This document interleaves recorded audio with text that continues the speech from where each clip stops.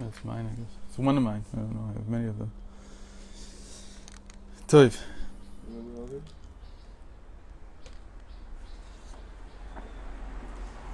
So we talked about all of this. We have to remember this is all going back. Daled Hey Aleph. Yeah. You have to remember this is all going on. Lo tov yot ha'adam levado yaseh lo ezer kenegdo. Why does man need a helpmate? Something against him. We said that without that, there's no diminishing of the light. Because there would only be bittul, there would be no sheath for the sun. There would be no sheath for the light of the divine. So everything would just be bittul b'teva. Its nature would be that way. Oh, so this all is going towards. He's learning all of this from the principle of it's not good for man not to be without a woman. That he needs somebody opposite him, which also opposes him. He needs that. And we'll see how he's now in this mimer. He actually is one of a few times that he actually brings the source in Chazal.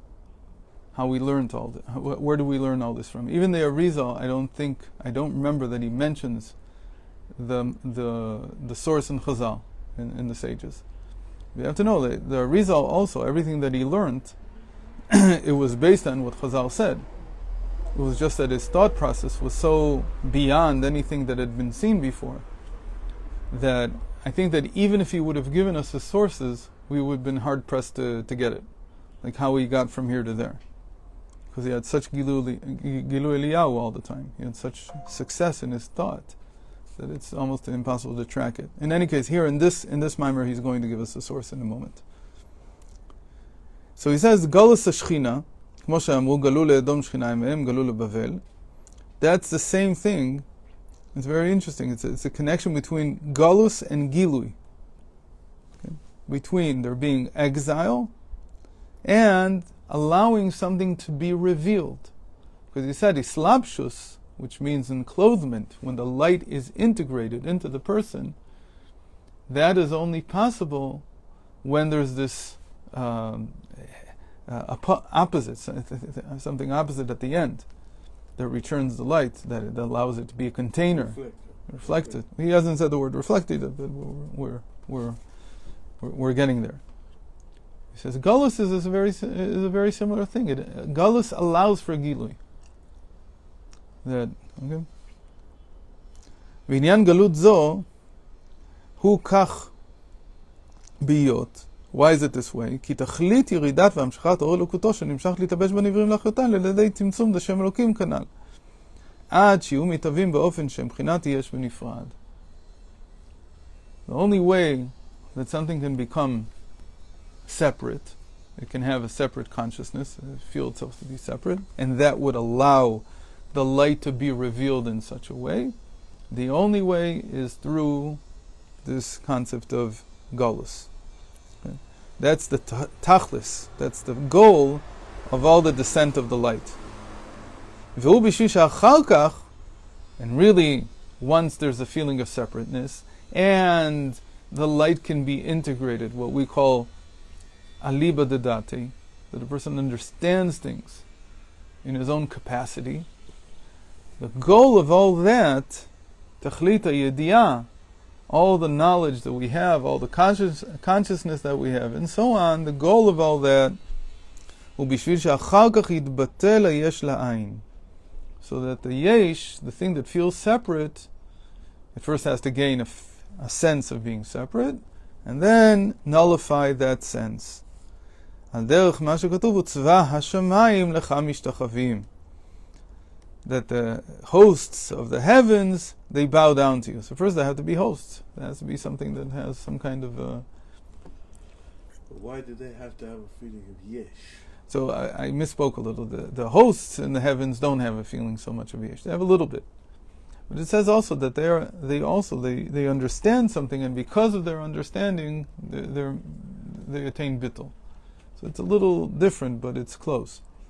By us, really what he means is that we should be able to attain the same level of nullification as the hosts of the heavens. Okay? That we can also attain that level. Shekol malachim, all the angels, tzava mala, the hosts of above, the supernal hosts, Michael v'Gavriel, im shehem b'chinat, he does say that, im shehem b'chinat yesh v'davar, aval em betelim el ha'ayin. Even though they are something, they have some separate name, they have some separate existence, still they completely nullify themselves. But they do it perfectly. So Michael and Gabriel also have to be Batel? Ken, obviously. Ken. Their bittul may not necessarily be towards Hashem. Their bittul might be their ability to work together. That also requires bittul. For two people to be able to work together, there has to be a level of nullification. I was just reading this morning a study from 2012, something called socionomics. And it's a very serious study on what predicts the American elections. In this case, it was the stock market. So it turns out that the stock market is better than any single predictor. Oh, yeah. It's better than GDP, it's better than, I don't know, whatever normal thing, the employment. So the people who, they have this organization called Socionomics Institute or something like that, which I guess is some kind of blend between sociology and economics. And they're arguing that the stock market is much better than what's called what do they call it? There's a theory that the market is a perfect reflection of the knowledge available at the time. It's called the efficient market theory. Maybe you've heard of it. That you can never outsmart the market because all the information that's available has already been priced into everything. There's no way you can come up with new information that somebody doesn't know.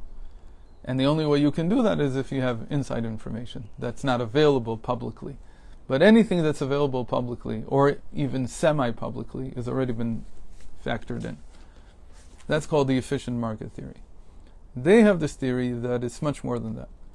That really the market, because there's so many participants, I don't know, now they're computers, so I'm not sure. It was definitely true in 2012. I mean, that's the one thing that you could argue against this economic indicator. Today, a good deal of the trading is done electronically. I mean, electronically by AI, not by people. So it's a good question about whether it even reflects sentiment of human beings today. But their argument back in 2012 was that the market is actually like a hive, and that the sum of the intelligence of the hive, or of the ant colony, is much greater than the intelligence of each of the ants. Meaning it's not just a sum total. Something happens. There's a theory like this going around for consciousness also, that consciousness comes this way. In any case, to get so many people, so many players to come together, they have to have bittul. They have to have some amount of saying, we're mevatel ourselves to the SEC, to the Securities and Exchange Commission. We're going to do what they say. If you don't do that, then there's no market possible. Right. So Michal and Gabriel could be that their bittul to Hashem is not because they don't understand Hashem before. They understood also before. But to be able to participate together, to be able to cooperate, for that they need bittul. That's explained in another place in Chassidus. That's fire and water, right? Sorry? They have fire and water. Right. וזהו נחת רוח לפניו יתברך שיהיה יש ושיתבטל. And that's his nachas. That's what gives him the pleasure from this world. That there's something and it makes itself nothing. Okay? ובזאת דווקא הוא חפץ. And that's one of the reasons why Hashem created the world. Where do we see this? Where do we see that there's such a thing? In the reasons that Hashem created the world. I never saw any reasons why Hashem created. There's 4 reasons that are given in Chazal. The highest one is the one we usually see in the Tanya, that it's a taiva. There's no reason. It's just a taiva that he has. The reason is brought in the Zohar is so that we come to know him. Meaning, that's what's called the Anthropic Principle today in science. What they say is, how is it possible that the human mind can even understand the universe? I think we talked about this not long ago because I was reading about it. The Zohar says, and the way it's explained in Chassidus, And actually, Simcha Bunim, Pshischa, the book is started with that. That was his usual meditation on Bereisheet. Is how is it even possible that we can understand Hashem? How is it possible we can understand anything about Hashem? So it must be that Hashem built it in such a way that He can be known. So if He can be known, He's not playing a game. Because if He wants to be known, you can't make a caricature of Himself and say, okay, that's knowing me. Obviously, what you know, if you know something, that's really what Hashem is like. It's a very strong argument. Meaning Hashem could have built any kind of world and He could be hiding behind and laughing at us and whatever, they don't get it. But it doesn't make sense, because if He wanted us to know something, why would He want us to know something that's not true? Doesn't the Rambam say that it's not a big joke? No. Never heard of that. We talked about that. Rabbi Isaac of Hamel says that even though theoretically it could be that everything that we know, that's not Hashem.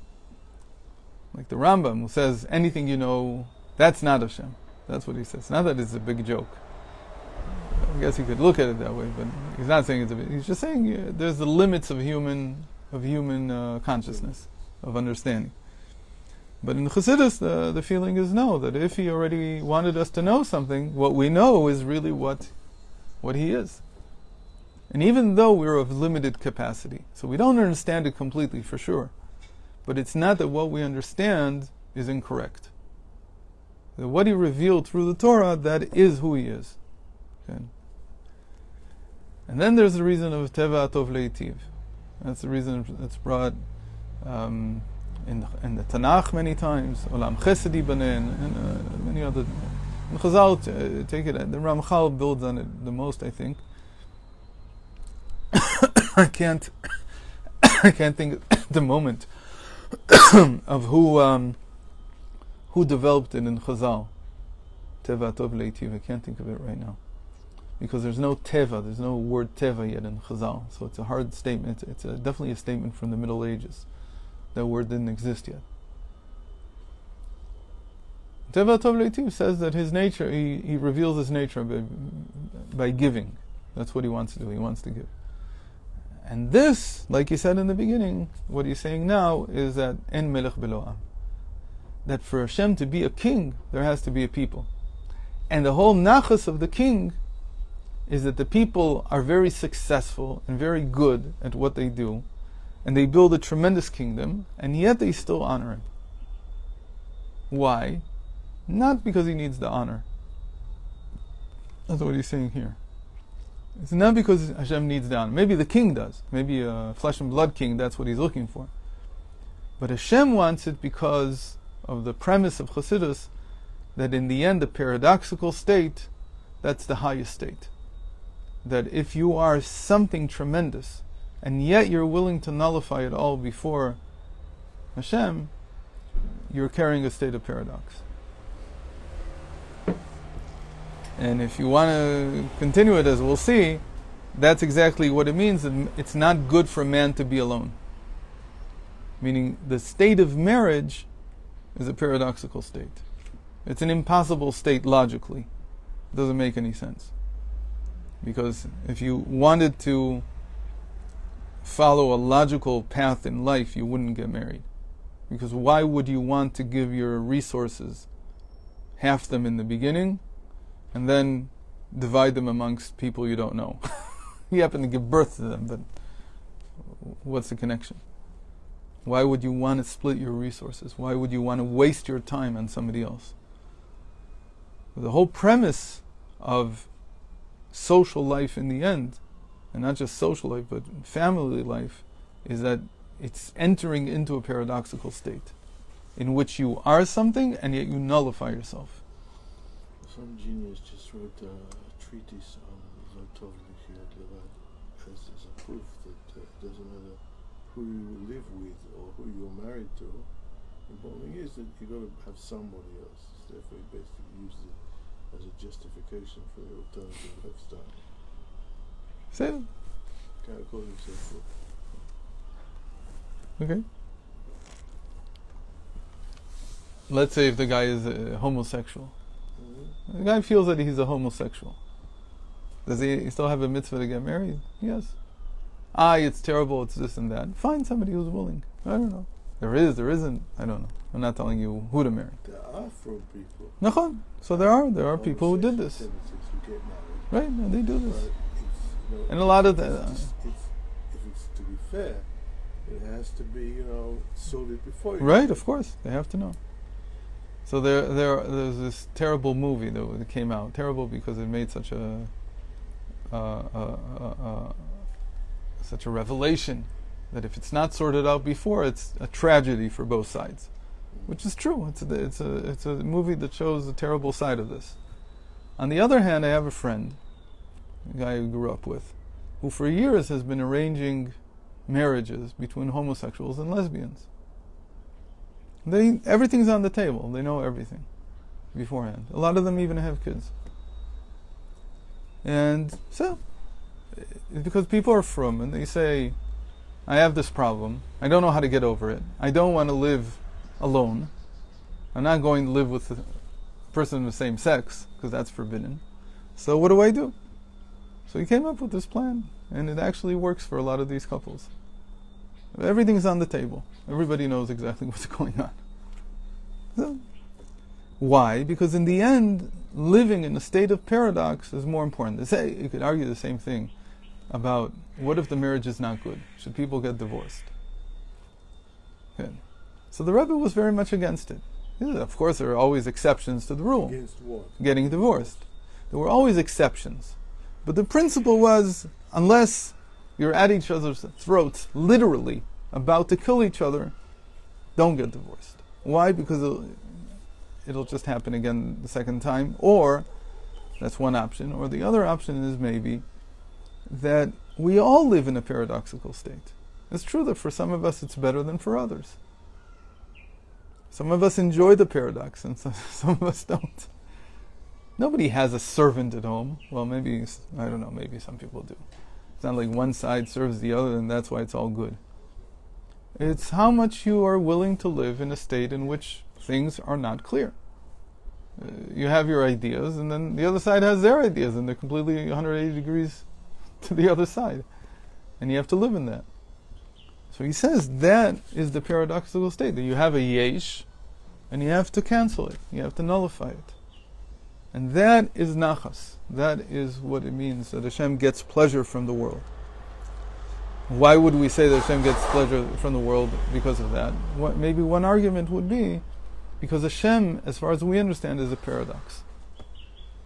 Okay. He's all paradox from beginning to end. So when the human being is able to attain this level of living in a paradox, that's real godliness. That's Hashem really being nachat, meaning coming down into reality. ושזה היה ירידת הערת אלוקותו על ידי העלמים והסתרים עד שיהיה התהוות היש כנ"ל וכדכתיב כל הנקרא בשם ייחודי ברעתיו, and that's why he created the world through this concealment and hiding his light, all in order to create this state that something can become a yesh, can become being, and turn into nothingness and nullify itself. אבל בחינת גלות השכינה הוא כשנמשך הערת אלוקותו יתברך הנקרא בשם שכינה, מתלבש בשבעים שרים לאחיותם, והם יש בדבר בפני עצמם, לי יאורי וכולו, רק דקאו לאלקה דלקאיה, אשר זהו בחינת גלות ממש, מאחר שלא נעשה בחינת ביטול אחר כך מירידה זו.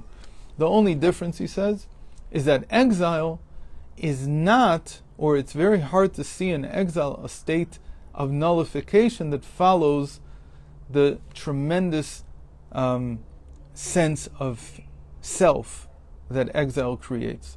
What's a tremendous sense of self in exile? That all the sustenance in the world goes through the 70 nations. It goes through the ministers, the ministering angels of these 70 nations. And by them there's no nullification to Hashem. And so a Jew who lives under their rule, in the state of exile like we all do still, because we're not living yet under Mashiach, so in this state, there's no nullification in the world. You don't see the process happening. Meaning, Mashiach, what he's going to teach them is how to nullify. And that's why there's a Shita in the Gemara and in the Medrash that Mashiach won't come for the Jewish people because we know how to nullify. We do that every day personally. He really comes for the nations of the world to teach them how to nullify. And like we said, one of the signs of nullification is that they can cooperate. Right now, they don't know how to cooperate. They're really at each other's throats. So Mashiach comes and teaches how to come out of exile, which really means how not just to receive the sustenance and be something, but also how to nullify yourself and be nothing. So there one asked that all this business of the Arabs, getting together and wanting to live together in peace with Israel is a sign of Mashiach, because that's how the Rebbe saw any sign of peace between nations as the work of Mashiach. He said that when the SALT treaties happened in 1986, and then I think again in 1988. He said that when the Berlin Wall came down. He said over any treaty that happened, and especially the ones that didn't happen with a fight. There was no war going on. It never came to an actual warfare. He said that's the work of Mashiach. So people understood that it was hard for people to understand. What are you talking about? Mashiach isn't here, so how could Mashiach do this? But by the Rebbe, the Mashiach is a complex thing. It's not just a person. It's also a certain ability to project a way of conducting yourself in the world. It's very interesting. This morning, you know how you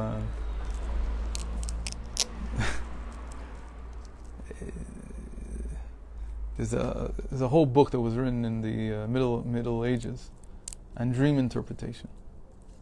It's from one of the Rishonim, and he has a lot to say about it. One of the interesting things he says from the Gemara, he learns that there was always a biurnal, I don't know how you say it, a double cycle of sleep.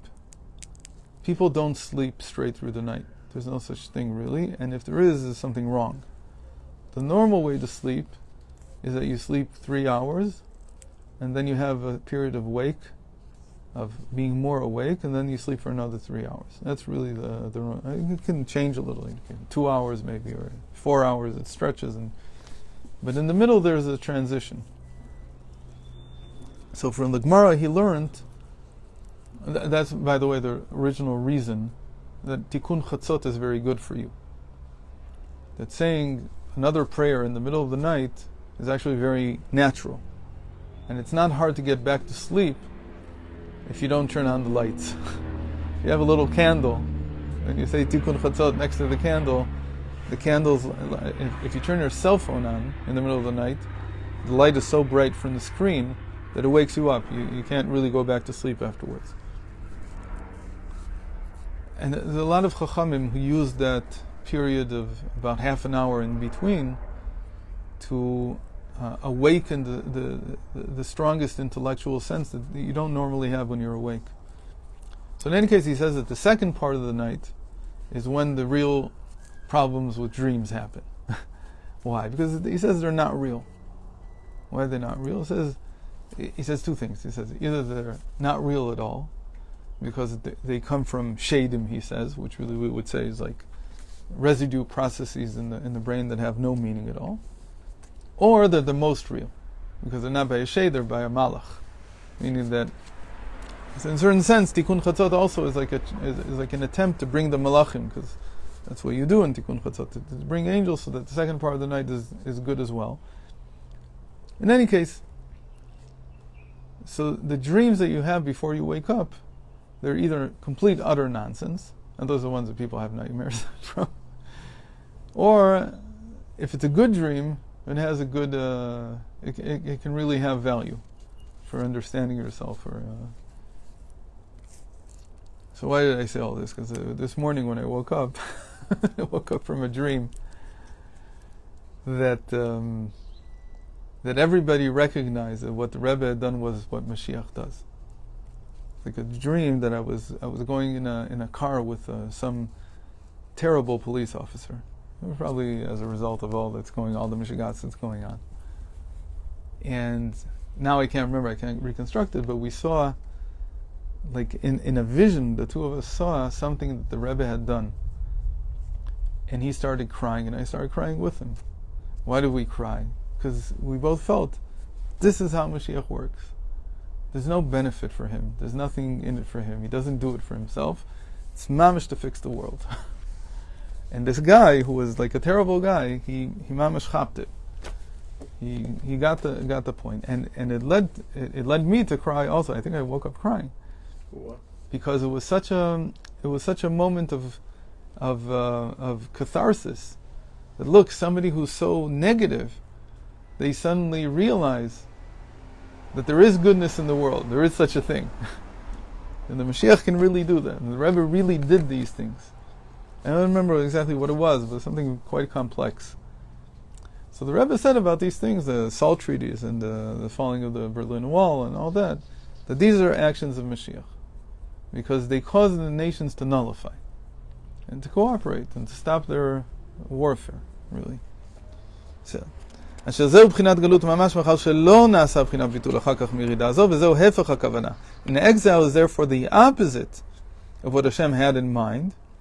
והוא סוד גלות השכינה. That's what it means that the Shechina is in Galus. Because we said the Shechina itself is a state of separation. It's a state of being able to integrate Hashem's light into me as a separate entity. That's what Shechina is. But the real Shechina is that after you do that, you come to a sense of nullification. But when the Shechina is in Galus, what it means is that that state of nullification doesn't follow. But rather it remains as just being separate. And there's no nullification after that. שהארת אלוקות מקור חיי עולמים נשפלת ונגלת תחתית המדרגות. It really is galui. It really comes down revealed because we integrate it, we understand it. And this again is predicated on us being separate beings. But it reaches too low, all the way down to תחתית המדרגות, all the way down into a place where you can't come out of, שהם מדור הקליפות והיכולות החיצוניים וחנותה. Where's that? All the klipa, all the tumah in the world. But we're not going to get to it today. Let's see the source anyway. He says it, I guess, in the next column. The source of all this, and that the source that the feminine is here to create a returning light, a reflected light, is in the Gemara. What does it say in the Gemara? It says in Ketuvot Samech Aleph,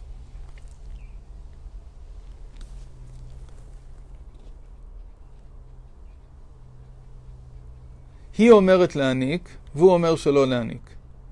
She says, I want to nurse my children. Back then they had a wet nurse. So the wet nurse would nurse the babies. And the woman was free. So she says, no, I want to nurse myself. והוא אומר שלא להניק, no. Am I saying this right?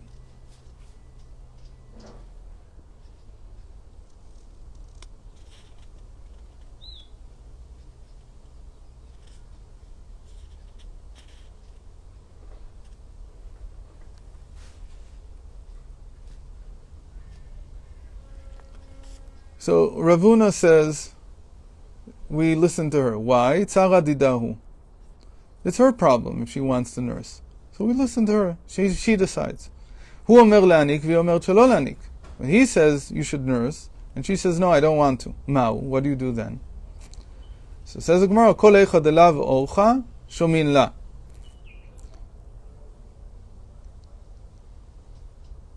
So if the custom in her family was to nurse, we listen to her. Kol eicha delav orcha shomin la. So, if there's no, not that it's custom, there's no custom in the place that they live. So we listen to her, whatever she wants. Then the Gemara asks a question, doesn't have a simple answer. It says, Ma'u kol eicha delav orcha shomin la.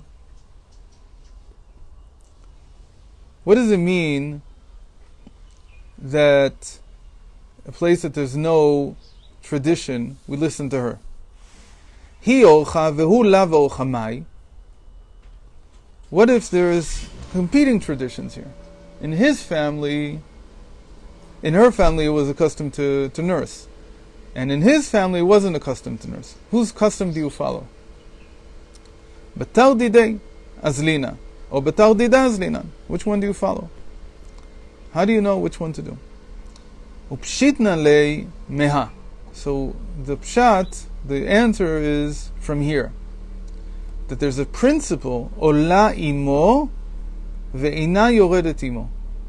The woman rises with the man, but she doesn't descend with him. Okay. What does that mean? She rises with him, but she doesn't descend with him. That if the husband becomes rich, she becomes rich with him. But if he becomes poor, she's not required to be poor with him. In other words, if she has if she's used to a certain level, and she has a way of financing that level of life, that quality of life, she's not required to descend with him. She doesn't have to go down with him. He has to do everything he can to accommodate her level of what she's used to. Again, if he doesn't have, he doesn't have. He can't kill himself for it.